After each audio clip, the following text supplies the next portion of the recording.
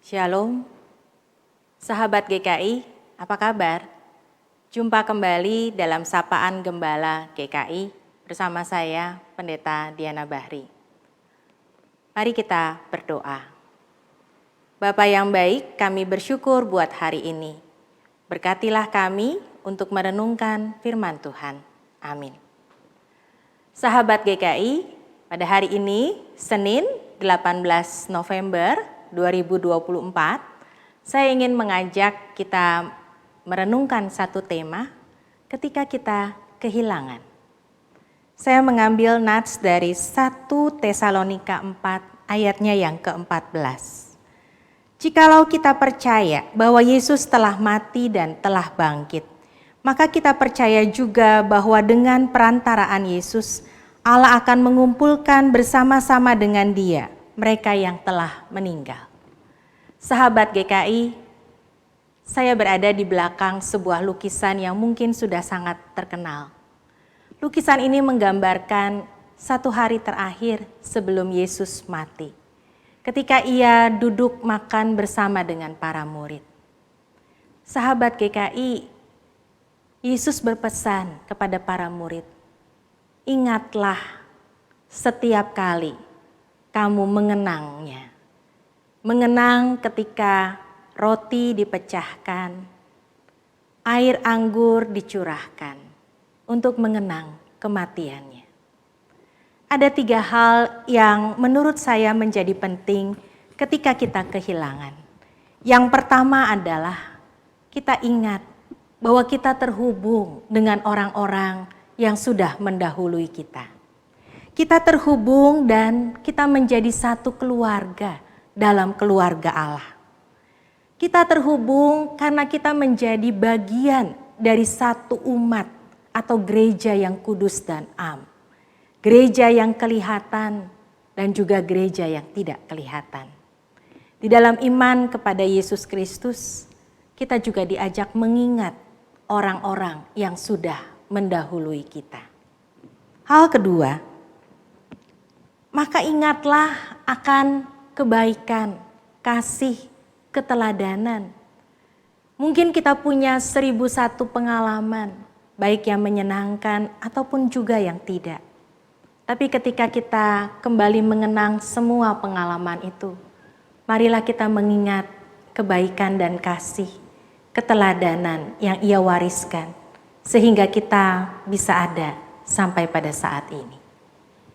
Mungkin kita mengingat bagaimana orang tua kita, suami, istri kita, ataupun juga anak kita meninggalkan kenangan yang membuat kita merasakan kehidupannya sekalipun singkat begitu bermakna. Saya mengajak kita bisa melakukan sesuatu ketika mengingat. Ada seorang yang mengingat ibunya dan ia membuat sebuah puisi. Kawan, dalam realita kehidupan, minimal ada seorang wanita yang sangat peduli kepadamu. Pasti terlepas kamu setuju ataupun tidak, wanita itu ada. Dan ia adalah satu-satunya manusia di planet ini yang mengizinkan rahimnya kau tempati dengan free of charge selama kira-kira 9 bulan 10 hari. Ia siap menahan sakit demi kehadiranmu. Sekalipun ia juga bahkan siap untuk menanggung nyawa menjadi taruhan. Di dalam membesarkanmu, ia juga melewati hari-hari yang tidak gampang. Sering ia tidak tidur karena kamu sakit, atau ia kebingungan karena kamu banyak menangis, dan ia terus berdoa agar panas tubuhmu reda. Tahun berganti tahun, kamu sudah menjadi dewasa, dan sekarang kamu bisa ke dokter sendiri kalau kamu sakit. Status kamu pun sudah berubah, kamu tidak butuh wanita itu lagi. Sekarang wanita itu sudah tua, lamban, suka cerita lama yang membosankan. Dan nasihatnya pun itu saja. Belum lagi bau badannya kadang tidak terlalu sedap. Dan itu membuat anak-anak ataupun cucu-cucunya protes. Komunikasi kalian payah, susah. Hai kawan, wanita itu mungkin sering membosankan dan tidak nyambung. Tapi coba berdiamlah beberapa menit dan hening. Sejelek apapun dia, orang lain boleh tidak suka, tetapi kamu tidak boleh. Sebab dia adalah ibumu. Di hari tuanya yang tidak lama lagi bukan hartamu yang ia harapkan. Ia tidak butuh apapun dari kamu. Dia hanya takut kehilangan kamu. Takut kamu tidak peduli lagi padanya. Karena dia begitu mencintaimu. Dia sudah bahagia kalau kamu datang dan bertanya, apa kabar mah? Dan tanganmu mau mengelus dia. Kawan, maafkan dia kalau dia pernah melakukan hal yang mengecewakan kamu. Percayalah, dia pantas untuk dicintai. Karena waktu wanita itu tidak banyak lagi. Dengarkanlah dia, jangan bersuara keras kepadanya dalam keadaan apapun. Itu sangat melukainya. Puisi ini ditulis oleh seorang rekan, Manunggal Susetyo Lukman, untuk mengenang ibunya. Jadi ketika kita sedih dan mengingat akan orang-orang yang mendahului kita, baik juga untuk kita bisa menulis sebuah puisi, seperti rekan kita tadi. Hal pertama, kita ajak ingat kita semua terhubung dalam satu keluarga Allah.